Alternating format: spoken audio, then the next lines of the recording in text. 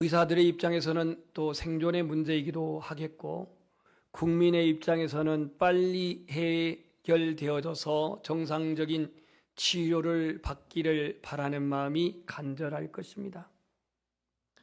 인간에게 있어서 본능적인 두려움, 이 본능적인 두려움 중에서 가장 큰 두려움은 죽음입니다. 사망입니다. 그래서 아픔이 있으면 병원을 찾고 진찰을 받고 처방을 받게 됩니다. 때로는 의사의 말 한마디에 천국을 갔다가 지옥을 갔다가 하는 이러한 연약한 모습도 보입니다. 다윗은 여호와는 나의 목자시니 내게 부족함이 없으려다라고 이렇게 고백했지만, 아픔이 있는 사람들, 고통에 있는 사람들, 이런 사람들에게는 의사가 마치 나의 영원한 목자인 것처럼 그렇게 의지할 수밖에 없는 것이 바로 인간이 죽음이라고 하는 것을 두려워하기 때문에 나타나는 심리입니다. 인간에게 죽음이 찾아온다는 것은 일생의 가장 큰 위기입니다. 따라서 죽음을 두려워하지 않은 사람은 아무도 없습니다.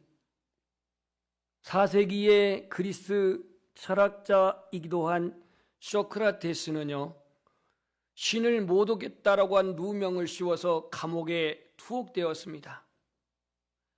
그가 한 달 동안 머물러 있으면서 얼마든지 그 추록할 수 있는, 감옥에서 나올 수 있는 기회가 있었는데 그는 거절을 하고 결국은 사약을 선택하고 죽습니다. 소크라테스는 목숨에 연연하지 않고 죽음을 선택한 겁니다. 소크라테스의 죽음과 예수님의 죽음은 어떤 차이가 있을까요? 소크라테스는 죽음을 이렇게 표현했습니다. 죄악의 육신으로부터 영혼이 해방되는 게 죽음이다. 어차피 세상은 더럽고 죄악으로 얼룩져 있는데 인간은 이 세상과 육신의 죄와 더러움으로부터 얼룩져 있는 이 세상에서 속히 떠나서 고향으로 가는 것이 죽음이다. 여기서 고향은 뭐라고 답변하지 않았습니다. 그것은 더러운 육신을 벗는 영혼만이 갈 수 있다. 죽음은 영혼이 육신으로부터 자유를 얻는 것이다. 이런 주장으로 죽음을 이해했습니다. 여기에 사이비들이 이런 이원론적 신앙에, 이원론적 그런 주장에 그들은 오해해가지고 자살들을 선택합니다. 그러나 이것은 기독교의 죽음이 아닙니다. 예수님의 죽음은 어떤 죽음일까요? 죽음은 인간이 아담이 에덴 동산에서 범죄하면서부터 시작되었습니다. 그러니까 죽음은 하나님의 심판의 결과로 주어진 겁니다.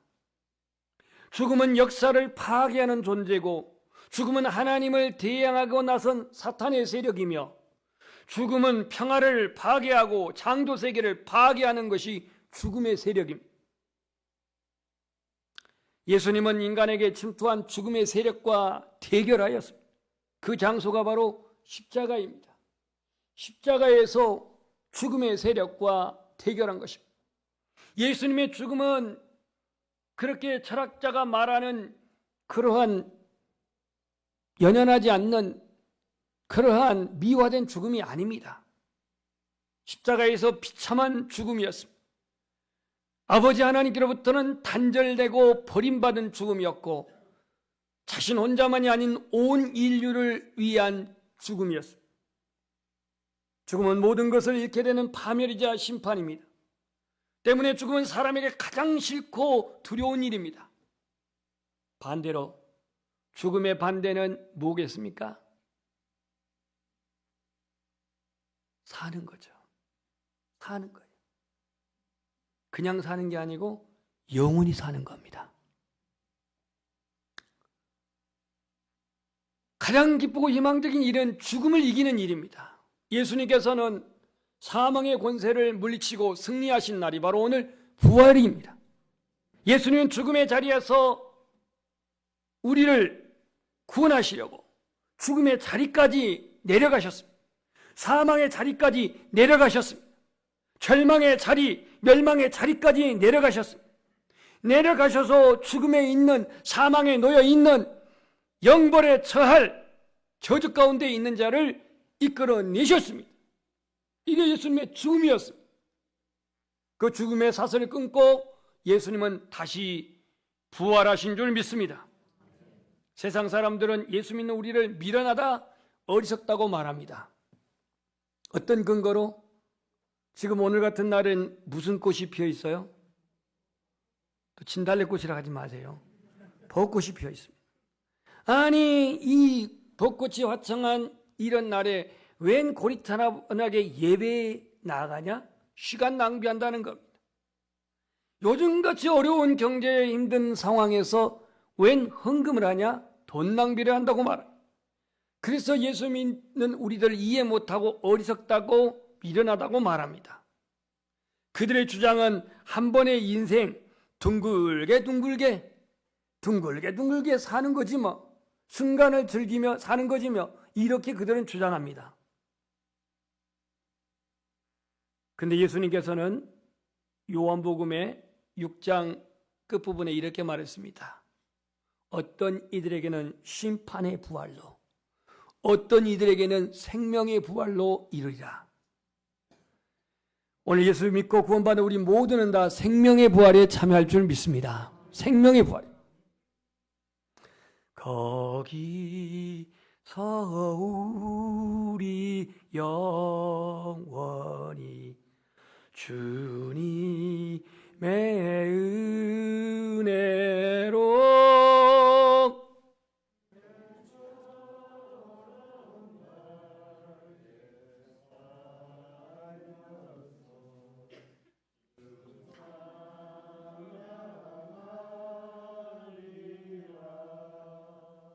아멘. 지금 여러분의 삶이 무겁고 환경이 열악하고 여러 가지 근심된 일이 많을 수 있겠으나 거기서 우리 영혼입니다. 거기서 우리 영혼이 주님의 은혜로 해처럼 밝게 살면서 주 찬양하리라. 이것이 바로 부활의 생명을 가진 자에게 주신 하나님의 축복입니다. 고린도 교회는 부활이 없다라고 그들은 의심하고 부활이 없다라고 그들은 교회 안에 잡음이 일어났습니다. 이에 대해서 바울은 부활이 없다면 믿음도 헛된 것이고 부활이 없다면 구원도 있을 수 없고 부활이 없다면 천국도 지옥도 존재할 수가 없다는 거예요. 구원은 영죽을 우리를 심판해서 구원한 것이고 구원은 주님이 사망 권세를 이기시고 부활했기 때문에 우리도 사망을 이길 것이며 주님이 부활 승천했기 때문에 우리도 영생의 몸으로 부활할 것을 믿습니다. 오늘 본문은 예수님께서 이제 십자가에 죽으시고 3일이 되었던 아침입니다. 안식일이 다 지나고 안식 후 첫날이 되려는 새벽에 그랬습니다. 어제 저녁, 어젯밤, 어제 새벽에도 아무런 변화도 이상이 없었던 이 예수님의 무덤에 오늘 변화가 있었는데 그 변화를 오늘 마태는 어떻게 기록하고 있냐면 큰 지진이 일어나며 주의 천사가 하늘로부터 내려와 돌을 굴려내고 그 위에 앉았는데 그랬습니다. 자, 큰 지진이 났다. 이 마태복음에만 이게 써 있습니다. 큰 지진이 났다. 주의 천사가 하늘로부터 내려왔다. 이 큰 지진이라고 한 것은 하나님의 신적 능력이 이 부활의 그 아침에 일어났다라는 것인데요. 주의 천사가 내려와서 무엇을 굴러냈다? 돌을 굴러냈다 그랬습니다. 돌을 굴러냈다.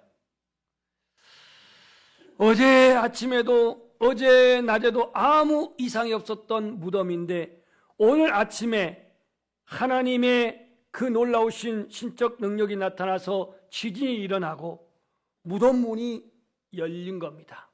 거기에 그치지 않고 3절에 보니까 큰 형상이 번개같고 그 옷은 눈같이 휘어졌다 그랬습니다. 오늘 예수님의 부활 소식을 전한 이는 누굽니까? 누구예요? 천사죠. 오늘 천사라고 했습니다. 주의 천사가. 여러분, 이 천사 중에는 소식을 전하는 천사가 있잖아요. 물론 가브리엘이 천사장이긴 합니다만은요. 이 부활의 소식을 전하신 분은 천사가 먼저 전했습니다. 누구에게? 본문에 나와 있는 막달라 마리아, 또 다른 마리아. 여기에 적어도 3사람 이상이 있는 것으로 그렇게 학자들은 말을 하는데, 아무튼 이 여인에게 부활의 소식을 천사가 말했습니다. 그러면 오늘 이 천사가 그들에게 뭐라고 말하는지 우리 5절을 제가 읽어볼게요. 너희는 무서워하지 말라. 십자가에 못 박히신 예수를 너희가 찾는 줄 내가 아노라. 여자들은 왜 무서워했을까요? 무덤문이 열려 있어요. 이 무덤문이 열려 있는 이 심상치 않은 사건에 그들은 두려워할 수밖에 없었습니다. 정말 예수님 부활하셨을까? 아니면 누가 도대체 저 돌문을 굴렸을까? 여러 가지 생각이 교차했겠지만 너희는 무서워하지 말라. 왜냐하면 바로 그 앞에 있는 4절 보세요. 4절 보면 지키는 자들이 그를 무서워하여 떨며 죽은 사람과 같이 되었다 그랬습니다. 그럼 지키는 자들은 누구냐면 무덤을 지키는 군병들입니다. 여기는 이미 빌라도가 아무도 손대지 말라고 인봉까지 붙여가지고 군사들을 거기에 보내서 지키도록 했습니다. 이 지키던 자들이 누구를 무서워했다 그랬어요? 그를 그랬으니까 천사죠, 천사. 천사를 무서워하여 떨며 죽은 사람과 같이 되었다 그랬습니다. 패닉 상태가 온 거예요. 왜냐하면 그 천사가 어떤 모습으로 나왔냐면 번개 같고 그 옷이 눈같이 희게 나타났기 때문에 이 파수하는 군병들은 완전히 몸이 굳어버린 거예요. 그런데 이 천사가 오늘 여자들에게는 너희는 무서워하지 말라. 십자가에 못 박힌 예수를 너희가 찾는 줄 내가 아노라 그랬습니다. 그러면서 오늘 이 천사가 이렇게 말합니다. 우리 6절을 읽어봅시다. 시작.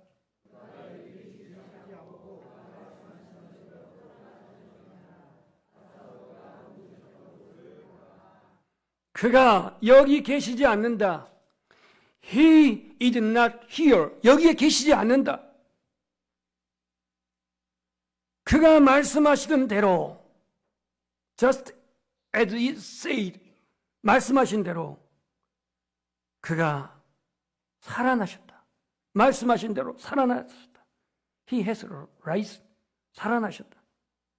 그가 누우셨던 것을 보라 그랬습니다. 그가 누우셨던 것을 보라. 오늘 천사는 예수 그리스도의 부활을 여인들에게 알렸습니다. 여인들에게 고지했습니다.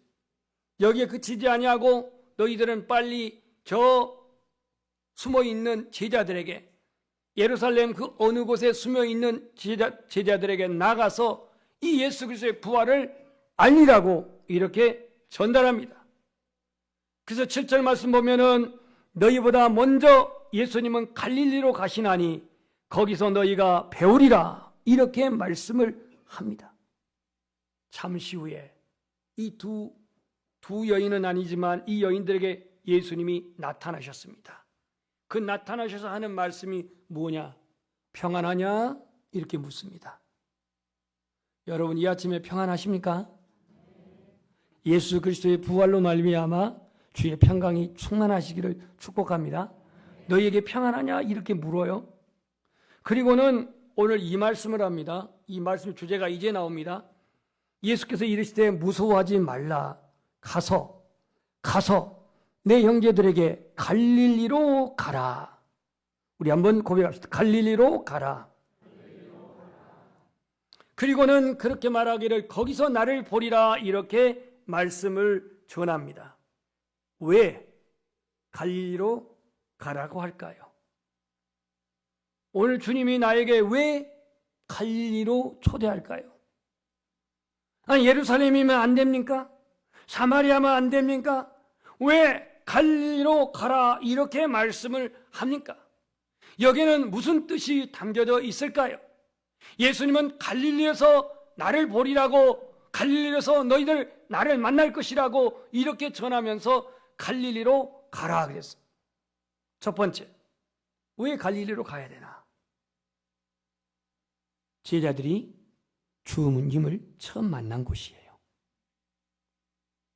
제자들이 주님을 처음 만난 곳 갈릴리입니다. 11명의 제자들, 이 가룟 유다는 죽었어요. 11명의 제자들 대다수가 갈릴리에서 예수님을 만났습니다. 그러나 가룟 유다는 남쪽 지방 출신이라 갈릴리 출신이 아닙니다. 이 갈릴리로 가서 주님이 만나리라, 만나주겠다 이렇게 말합니다. 여러분, 갈릴리는요 예루살렘에서 3일 거리입니다. 걸어서 3일 거리예요. 그럼 하루에 20km만 걷는다고 해도 60km예요. 근데 인간이 유대의 방법으로 하루에 걷는 최소 단위가 32km예요. 32km니까 3일 길이면 적어도 90km 이상은 걸어가야 할 곳입니다.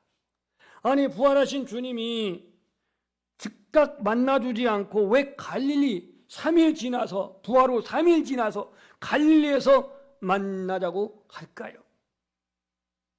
주님은 부활의 몸이니까 3일 안 걸려도 갈 수가 있겠지만 제자들은 육의 몸을 가지고 있기 때문에 3일 길을 걸어가서 만나야 돼요.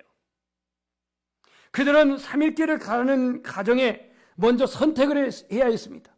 왜냐? 빈무덤을 확인했던 베드로가 있었고 요한이 있었지만 정황상 예수님 부활했다라고 하는 소식을 들었고 빈무덤 무덤했지만 확인했지만 그들은 갈릴리에 가서 만나자고 했기 때문에 결단을 해야 했습니다. 3일 거리는요, 인간이 생각하고 인간이 결정하고 인간이 그렇게 시행하는 시간이 3일이라고 합니다. 여러분, 아브라함이 번제를 드릴 때, 이삭을 번제를 드릴 때 헤브론에서 모리아까지 며칠? 3일 길을 걸어갔던 사실을 기억해야 합니다.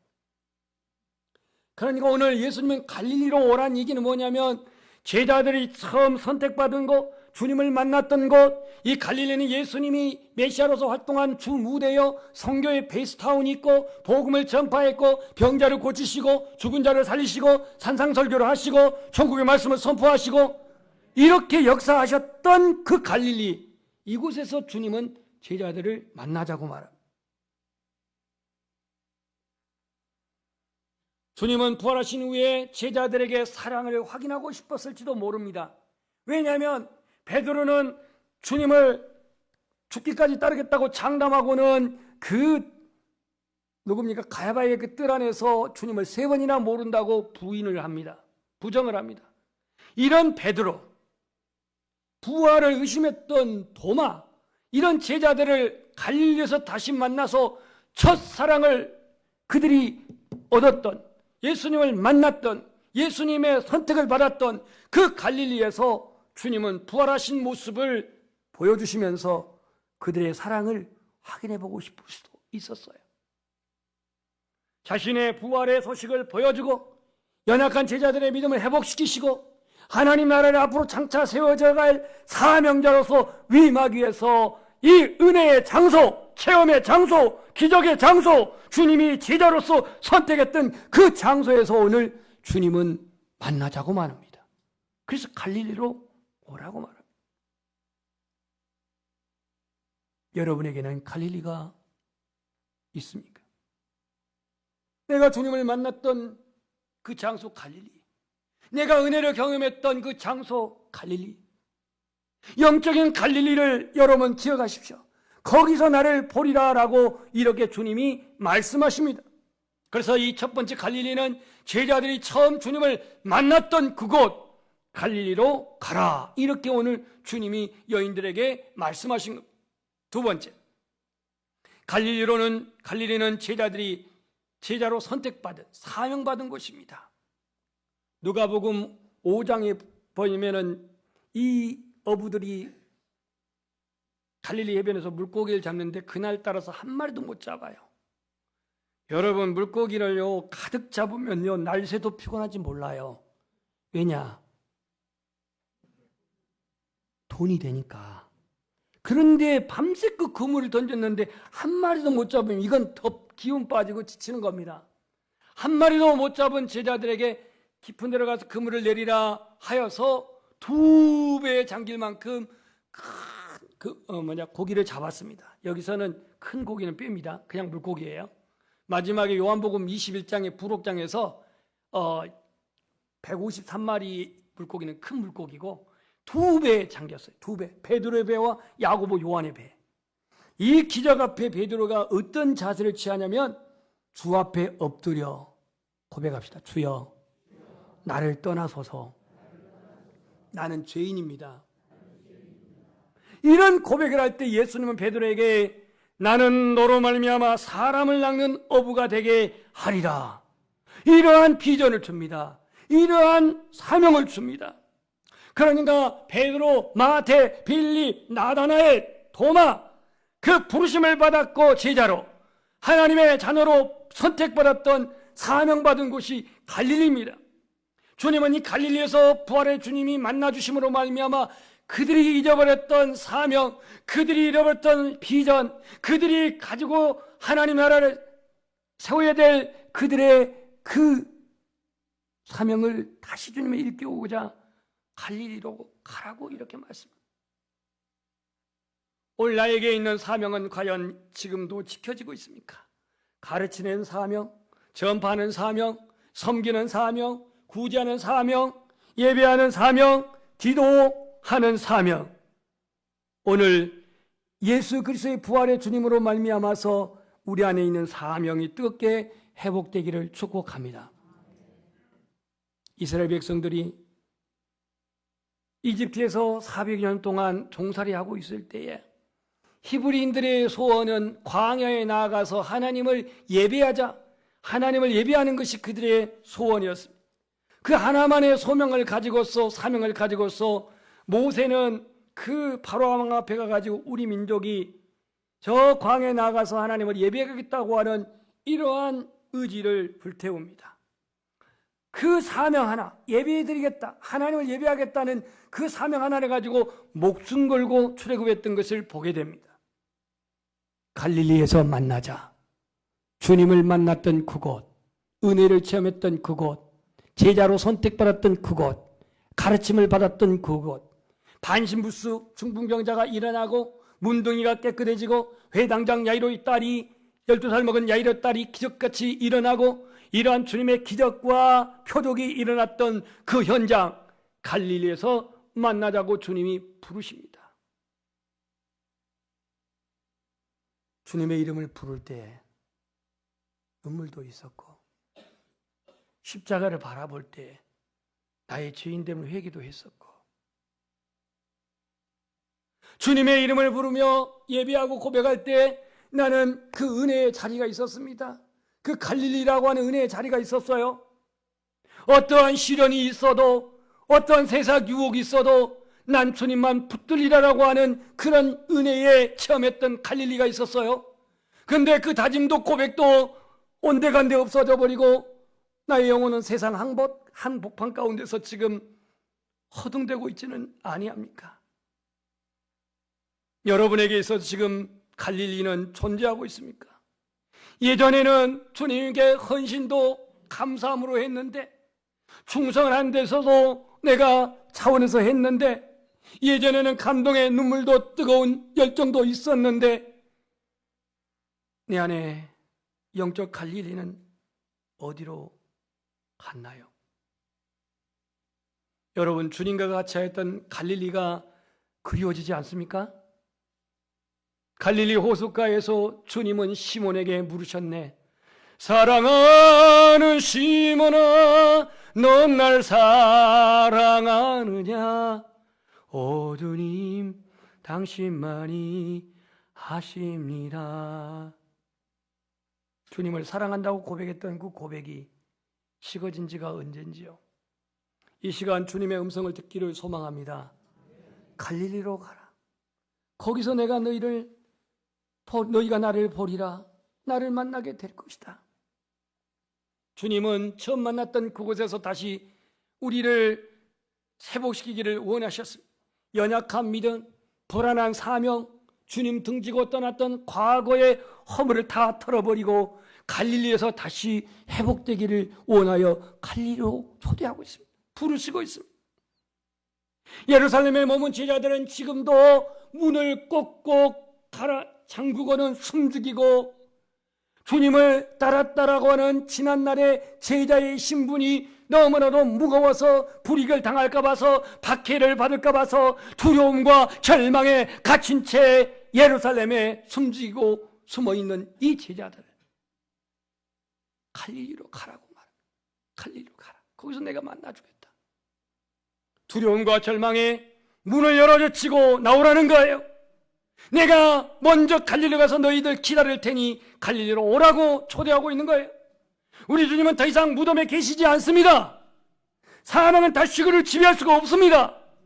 주님의 첫사랑 아담의 범죄로 사망의 저주에서 우리를 풀어주셨고, 주님의 영원한 죽음의 자리에서 우리를 생명의 자리로 이끌어 주셨으며, 주님은 부활의 첫 열매가 되셔서 우리의 영원한 구주가 되셨습니다. 생명의 부활에 참여한 성도들은 반드시 영원한 하나님 나라에 들어가실 줄 믿습니다. 요즘 우리가 자주 부르는 내 마음의 한 자리, 가장 귀한 그 자리, 이 고백을 아까 오전에도 불렀는데요. 내 마음의 그 한 자리, 가장 귀한 그 자리에 부활하신 예수님이 주인이 되시고, 부활하신 주님이 왕이 되시고, 부활하신 주님이 영원토록 우리와 임마누엘 동행하시는 생명의 주님을 선포하시는 우리 모두가 되기를 주님의 이름으로 축복합니다. 우리 찬양하겠습니다. 이 뜻을 고백하면서 선포하라 부활하신 영광의 주.